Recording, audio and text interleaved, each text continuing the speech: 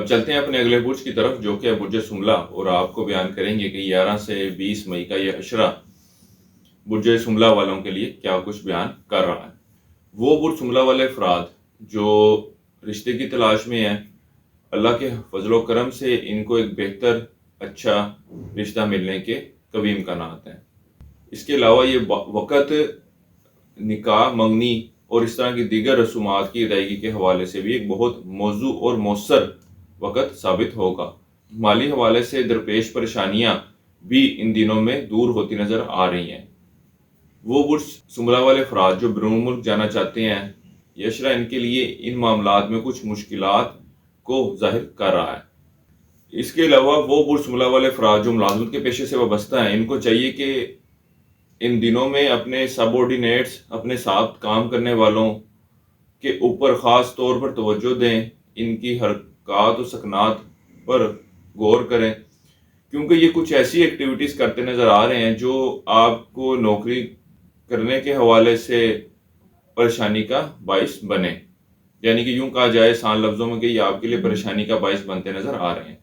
ان دنوں میں آپ کی عزت و وقار میں اضافہ دیکھنے میں آئے گا۔ قرضہ لینے کی کوشش کر رہے ہیں تو وہ ملتا نظر آئے گا۔ انعامی اسکیمیں، پرائز بانڈ وغیرہ کھیلنے والے افراد ان دنوں میں مالی فائدہ حاصل کرنے میں کامیاب رہیں گے۔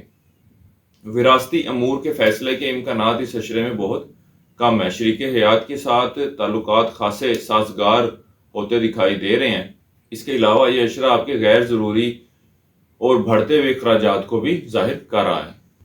ان دنوں میں آپ کو اپنے دشمنوں اور مخالفوں سے خاص طور پر محتاط رہنے کی ضرورت ہے۔ یہ آپ کے خلاف کچھ ایسی سازشیں اور حرکات و سکنات کرتے نظر آئیں گے کہ جس کی وجہ سے آپ ذہنی اور جسمانی پریشانی کا شکار ہوتے نظر آ رہے ہیں۔ کاروباری افراد کے لیے عرصہ کام میں خاصا فائدے اور اضافے کو ظاہر کر رہا ہے۔ ہوروسکوپ کا بیان تو یہ بھی جاری رہے گا۔ اسکرین پر دیے گئے سبسکرائب بٹن کو دبا دیں تاکہ ہمارے چینل پر آنے والی تمام ویڈیوز آپ کو ملتی رہیں۔ برج سملہ والوں کو چاہیے کہ ان دنوں میں مشروبات اور پانی کا استعمال کچھ زیادہ کریں۔ ان دنوں میں آپ کی کچھ ذہنی پریشانیاں دور ہوتی نظر آ رہی ہیں۔ ان دنوں میں آپ کے بینکوں، پرائیویٹ اور گورنمنٹ اداروں سے وابستہ کام بھی بآسانی حل ہوتے نظر آ رہے ہیں۔ اس عرصے کے لیے ایک وظیفہ آپ کو بتا رہا ہوں، سورہ فاتحہ 21 مرتبہ آپ نے پڑھنی ہے فجر کی نماز کے بعد۔ اس کے علاوہ اس عشرے میں کالے چنے کا صدقہ کرتے ہیں، یہ آپ کے لیے بہتر ثابت ہوگا۔ اس عرصے کی 7 تاریخیں آپ کی 12 اور 17 مئی کی ہیں۔